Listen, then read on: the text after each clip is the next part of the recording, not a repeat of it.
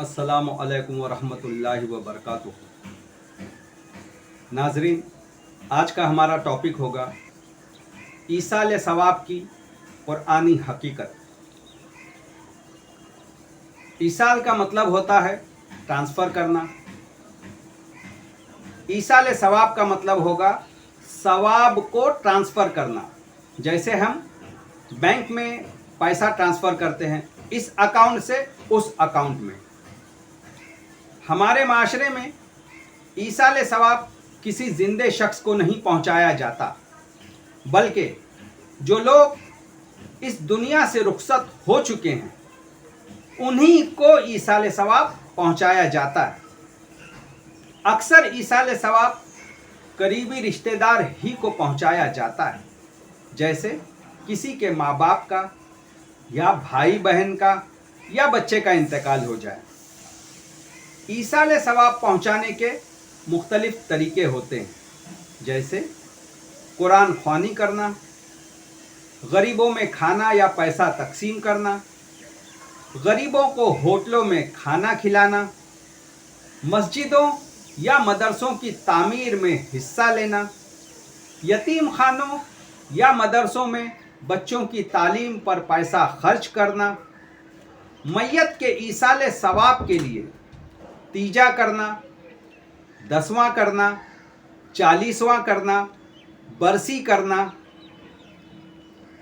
मैयत के ईसाल सवाब के लिए फातिहा ख्वानी करना और मरहूमीन के नाम का हज और उम्रा करना वगैरह वगैरह। ईसाल सवाब पहुंचाने के ये मुख्तलिफ तरीके किसी ख़ास मसलक ही से ताल्लुक़ नहीं रखते, बल्कि मुसलमानों की अक्सरियत इस काम में जुड़ी हुई है।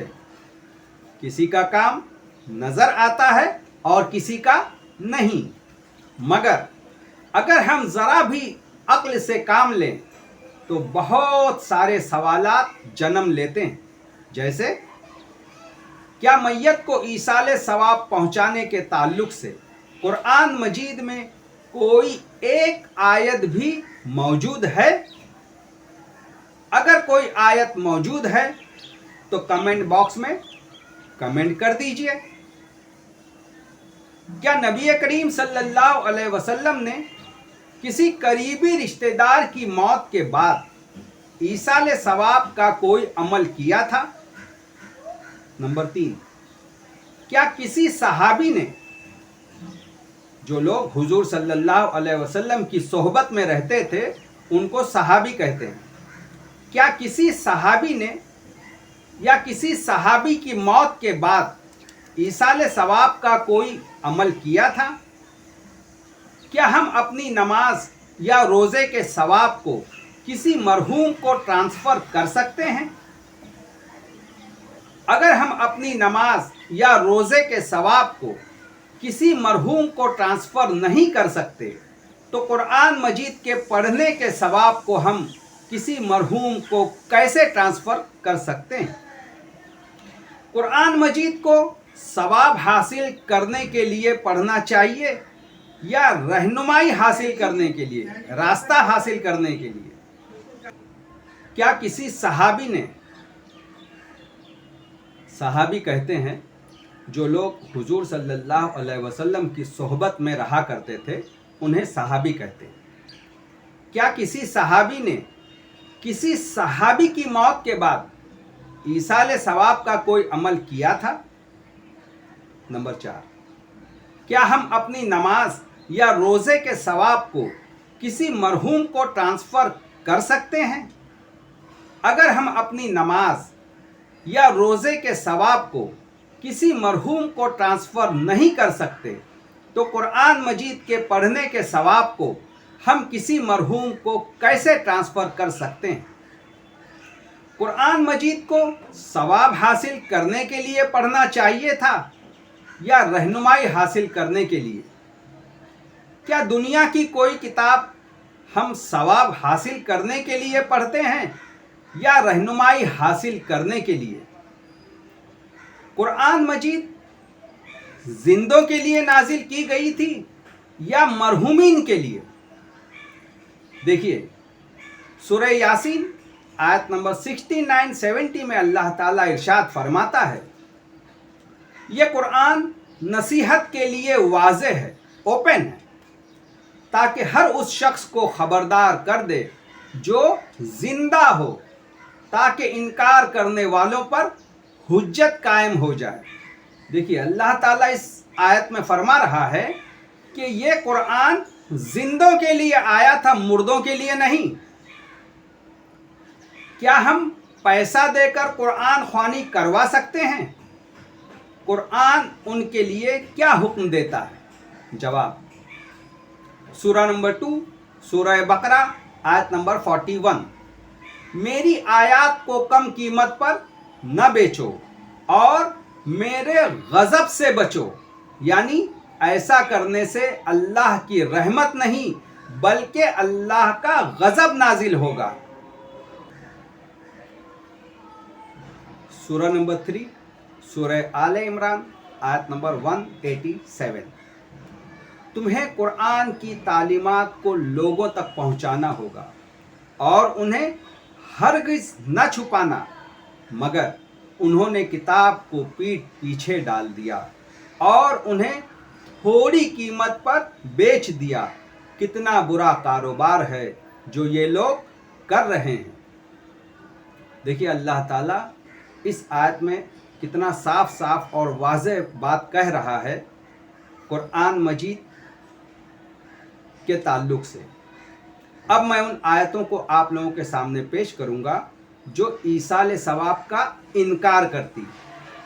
सूरह नंबर 2 सूरह बकरा आयत नंबर 134, वो कुछ लोग थे जो गुज़र गए, जो कुछ उन्होंने कमाया वो उनके लिए है और जो कुछ तुम कमाओगे वो तुम्हारे लिए है। तुमसे ये न पूछा जाएगा कि वो क्या करते थे। सूरह नंबर 2 सूरह बकरा आयत नंबर 139, हमारे आमाल हमारे लिए, तुम्हारे आमाल तुम्हारे लिए। सूरह नंबर 3 सूरह आले इमरान आयत नंबर 25, उस रोज़ हर शख्स को उसकी कमाई का पूरा पूरा बदला दे दिया जाएगा। सूरह नंबर 3 सूरह आले इमरान आयत नंबर 161, हर नफ्स को उसकी कमाई का पूरा पूरा बदला मिल जाएगा। सूरह नंबर 10 सूरह यूनुस आयत नंबर 41, मेरा अमल मेरे लिए, तुम्हारा अमल तुम्हारे लिए, जो कुछ मैं करता हूँ उसकी जिम्मेदारी से तुम बरी हो और जो कुछ तुम करते हो उसकी जिम्मेदारी से मैं बरी हूँ। सूरह नंबर 28 सूरह कसस आयत नंबर 84, जो कोई भलाई लेकर आएगा उसके लिए उससे बेहतर भलाई है और जो बुराई लेकर आएगा उसे वैसा ही बदला मिलेगा जैसा वो अमल करते थे। सूरह नंबर 34 सूरह सबा आयत नंबर 25, इनसे कहो जो कसूर हमने किया हो उसकी जवाबदेही तुमसे न होगी और जो कुछ तुम कर रहे हो उसकी जवाबदेही हमसे न होगी। सूरह नंबर 35 सूरह फातिर आयत नंबर 18, कोई बोझ उठाने वाला किसी दूसरे का बोझ न उठाएगा और अगर गुनाह से लदा हुआ कोई नफ्स अपना बोझ उठाने के लिए किसी को बुलाएगा तो उसके बोझ का मामूली हिस्सा भी उठाने के लिए कोई न आएगा, चाहे वो करीब तरीन रिश्तेदार ही क्यों ना हो। देखिए यहाँ भी कितनी वाज़ेह बात है। सूरह नंबर 39 सूरह जुमर आयत नंबर 7, कोई बोझ उठाने वाला किसी दूसरे का बोझ न उठाएगा आखिरकार तुम सबको अपने रब की तरफ पलटना है। सूरा नंबर 39, सूरह जुमर, आयत नंबर 41। जो सीधा रास्ता इख्तियार करेगा अपने ही लिए करेगा, और जो भटकेगा उसके भटकने का वबाल उसी पर होगा, तुम उनके जिम्मेदार नहीं हो। सूरा नंबर 41, सूरह फुस्सिलत, आयत नंबर 46।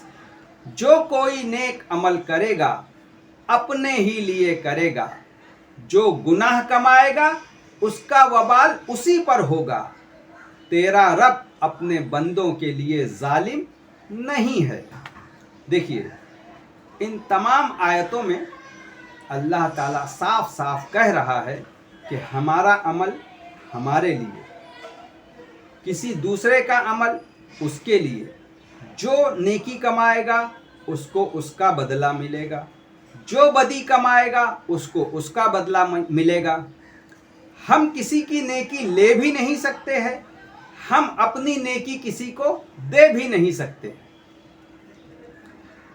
अब अक्लमंद कौन है? हमें अपने मरने के बाद की जिंदगी अपने हाथों बनानी है और इसी दुनिया में बनानी है, यानी अपने मरने से पहले वसीयत करनी है। मरने से पहले सवाबे जारिया का काम करके मरना है, जैसे दरख्त लगाना, यतीम खाना बनाना, पानी का कुआं बनाना, तालीम को लोगों तक पहुंचाना, लोगों की भलाई का काम करके मरना, किसी दूसरे के भरोसे पर न मरना कि कोई दूसरा शख्स हमें एक नेकी भी दे देगा, जबकि वो नेकी हम तक पहुंचने वाली नहीं। क्योंकि हमारे मरने के बाद हमारा पैसा, हमारा माल, हमारी सारी प्रॉपर्टी जो हम छोड़कर मरेंगे हमारे वारिसों की हो जाएगी, जिसमें हमारा कोई हिस्सा नहीं होगा।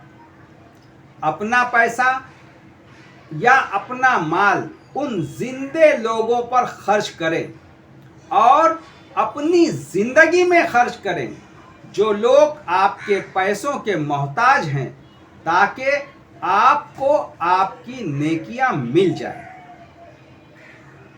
सूरा नंबर 2, सूरह बकरा, आयत नंबर 120 में अल्लाह ताला इरशाद फरमाता है, सही रास्ता वही है जो अल्लाह ने बताया है। अगर तुमने इस इल्म के बाद किसी और बात की पैरवी की तो अल्लाह की पकड़ से बचाने वाला कोई दोस्त और कोई मददगार नहीं होगा। देखिए, ये वो तमाम कुरान की आयतें थी जो मैंने आप लोगों के सामने पेश की।